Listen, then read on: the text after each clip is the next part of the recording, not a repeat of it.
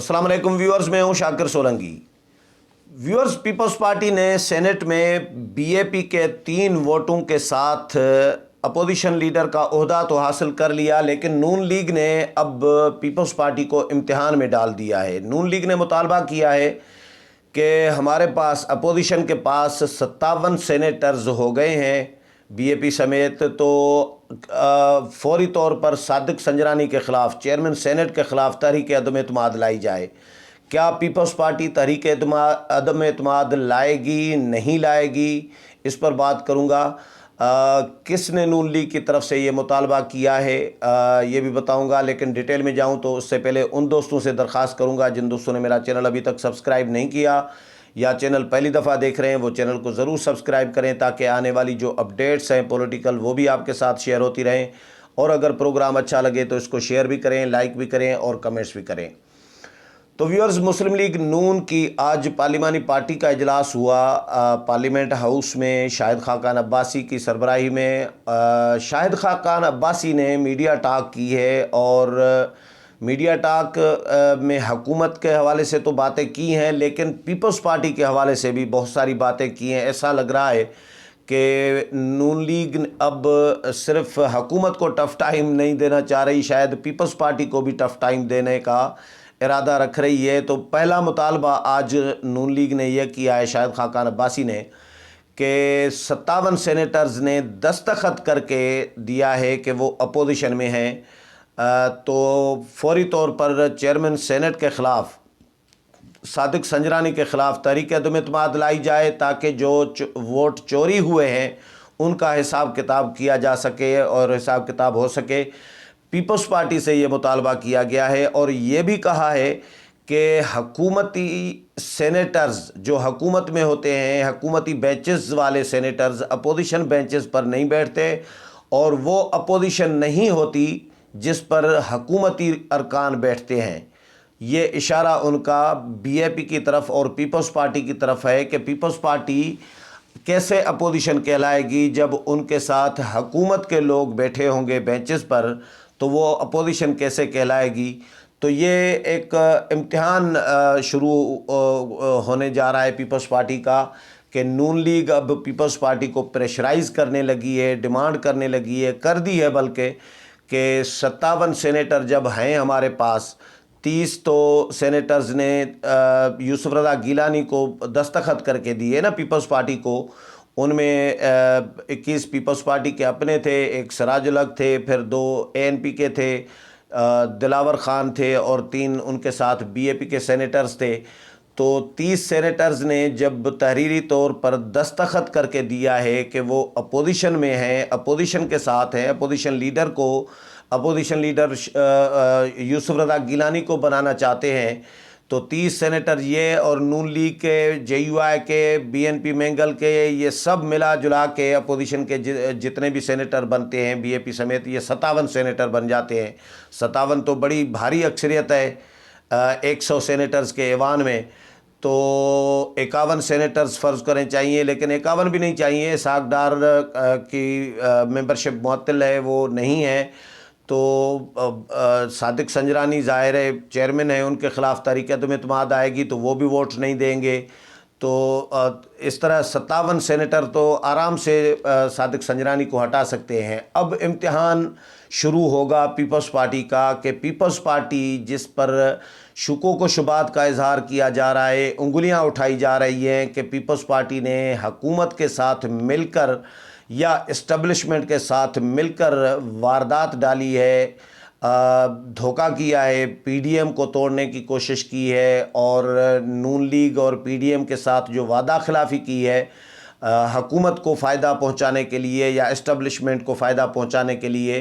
Opposition leader का ओहदा बज़ाहिर तो अपने पास रखा है, लेकिन फ़ायदा इनडायरेक्टली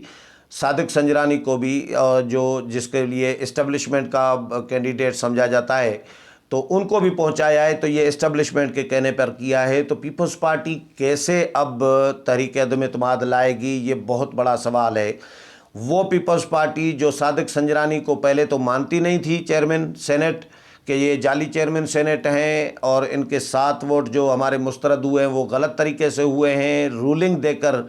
صادق سنجرانی کو پریزائڈنگ افسر نے چیئرمین منتخب کیا ہے۔ پھر پیپلز پارٹی اسلام آباد ہائی کورٹ میں کیس لے کر گئی ہے، دلائل دیے ہیں کہ بھائی یوسف رضا گیلانی چیئرمین سینیٹ ہیں، صادق سنجرانی نہیں ہیں، یہ موقف رکھنے والی پیپلز پارٹی پھر پینترا ایسا بدلا پیپلز پارٹی نے کہ جس کو جعلی چیئرمین قرار دے رہے تھے، جس کو چیئرمین نہیں مان رہے تھے صادق سنجرانی کو،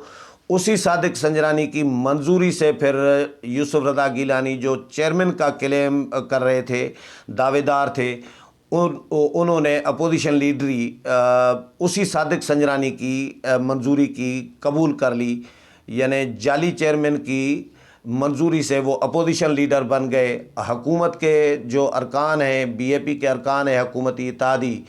ان کی حمایت کے ساتھ وہ چیئرمین وہ اپوزیشن لیڈر بن گئے ہیں۔ تو اب سوال یہ پیدا ہوتا ہے کہ کیا پیپلز پارٹی تحریک عدم اعتماد صادق سنجرانی کے خلاف لائے گی؟ یہ بہت بڑا سوال ہوگا۔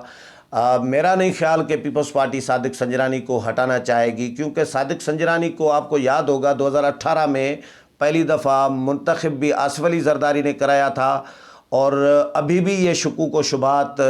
ظاہر کیے جا رہے ہیں، موجود ہیں یہ شکوک و شبہات کے یوسف رضا گیلانی کے 7 ووٹ جان بوجھ کے پیپلز پارٹی کے ہی لوگوں نے ضائع کیے ہوں، خراب کیے ہوں، اور ملی بھگت کے ساتھ یہ واردات، یہ کارروائی پیپلز پارٹی نے ہی نہ ڈالی ہو۔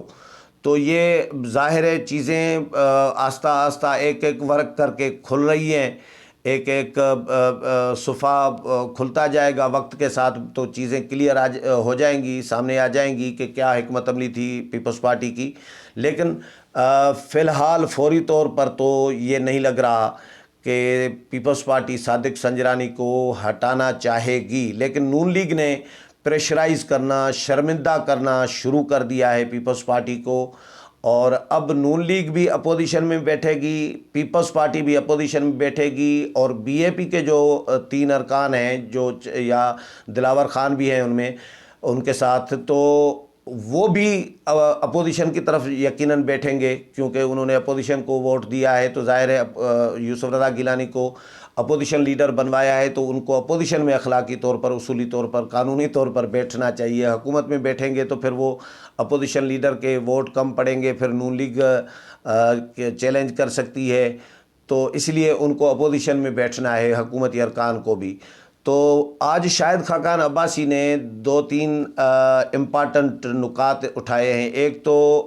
انہوں نے کہا ہے پیپلز پارٹی کے لیے کہ وہ اپوزیشن نہیں ہوتی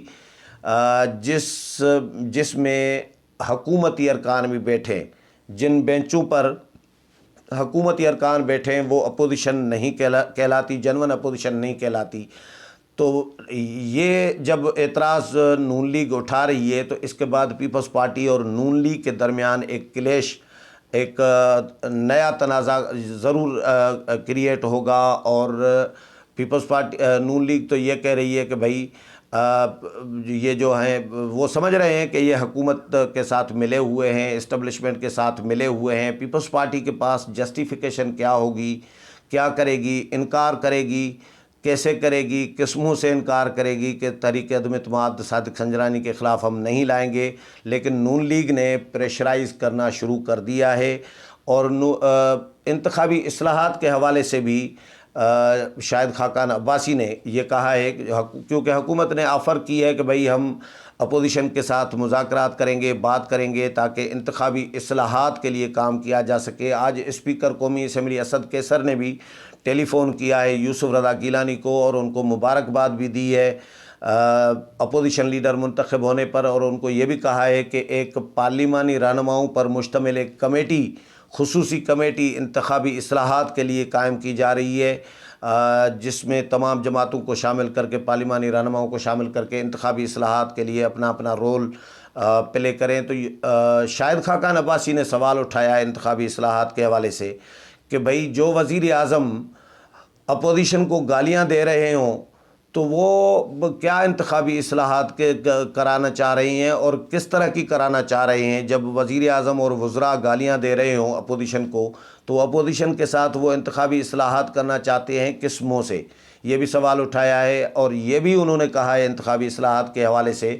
کہ بھائی انتخابی اصلاحات، ایک تو اسپیکر کے حوالے سے بھی بڑے سوالات اٹھائے ہیں کہ بھائی وزیر اعظم نے جو اعتماد کا ووٹ لیا تھا، اس میں جو تقریر کی تھی، جو اپوزیشن کے خلاف باتیں کی تھی، پارلیمانی روایات تو یہ رہی ہیں کہ جو ایوان میں ممبر موجود نہیں ہوتا تو ان کے خلاف کوئی بات نہیں کی جاتی، لیکن اسپیکر نے کھلی چھوٹ دے دی وزیر اعظم کو، قائد ایوان کو، اور ان کو کوئی روک ٹوک نہیں تھی اپوزیشن کے خلاف باتیں کرنے پر۔ یہ اسپیکر کو کلیئر کرنا چاہیے کہ وہ پی ٹی آئی کے اسپیکر ہیں یا پوری پارلیمنٹ کے، پوری اسمبلی کے اسپیکر ہیں، تمام ارکان کے اسپیکر ہیں۔ یہ تو شاید خاقان عباسی کو پتہ ہونا چاہیے کہ بھائی وہ پی ٹی آئی کے اسپیکر ہیں، کیونکہ وہ پی ٹی آئی کے پارلیمانی پارٹی کے اجلاسوں میں جا کر شریک ہوتے ہیں۔ جو اسپیکر وزیر اعظم عمران خان کی سربراہی میں ہونے والی پی ٹی آئی کی پارلیمانی پارٹی کے اجلاس میں شریک ہوں تو وہ تو کلیئر ہو جاتا ہے نا کہ وہ جانبدار ہیں، وہ غیر جانبدار نہیں ہیں۔ تو انتخابی اصلاح، ایک تو اسپیکر کو انہوں نے کہا ہے کہ بھائی وہ معافی مانگیں اس پر اپوزیشن سے، کہ انہوں نے اپوزیشن کو وزیر اعظم اور وزراء سے گالیاں دلوائی ہیں۔ یہ اسپیکر سے بھی مطالبہ کیا ہے اور حکومت سے بھی مطالبہ کیا ہے، یعنی مقتدر قوتوں سے بھی، حکومت سے صرف نہیں، مقتدر قوتوں سے بھی مطالبہ کیا ہے کہ بھائی پہلے معافی مانگیں کہ آئندہ پریزائڈنگ افسران اغوا نہیں کیے جائیں گے۔ پولنگ افسران جو جس طرح پولنگ افسران اغوا کرائے گئے تھے، جو ابھی ایک عام الزام ہے، الیکشن کمیشن میں بھی ہے، ریٹرننگ افسر نے بھی لکھا تھا کہ ڈسکا میں 20 سے زائد 20 تقریباً پولنگ افسران جو ہیں وہ اغوا کیے گئے تھے، لاپتہ تھے۔ تو شاہد خاقان عباسی نے مطالبہ کیا ہے کہ پہلے توبہ کی جائے اور آئندہ کمٹمنٹ وعدہ کیا جائے، اعلان کیا جائے کہ آئندہ پولنگ افسران کو اغوا نہیں کیا جائے گا، آئندہ دھاندلی نہیں کرائی جائے گی، ووٹ چوری نہیں کیا جائے گا، سینٹ میں خفیہ کیمرے نہیں لگائے جائیں گے، اور حکومتی ارکان سے ووٹ دلوا کر اپوزیشن لیڈر منتخب نہیں کرایا جائے گا۔ یہ جملہ کہا ہے انہوں نے کہ حکومتی ارکان سے ووٹ دلوا کر اپوزیشن لیڈر نہیں منتخب کروایا جائے گا۔ یہ تمام جو اقدامات ہوئے ہیں ان پر پہلے قوم سے معافی مانگی جائے، اپوزیشن سے معافی مانگی جائے، اس کے بعد جو ہے انتخابی اصلاحات کی بات کی جائے۔ تو یہ آج شاہد خاقان عباسی اور نون لیگ کی جو پارلیمانی پارٹی کا اجلاس ہوا ہے شاہد خاقان عباسی کی سربراہی میں، تو اس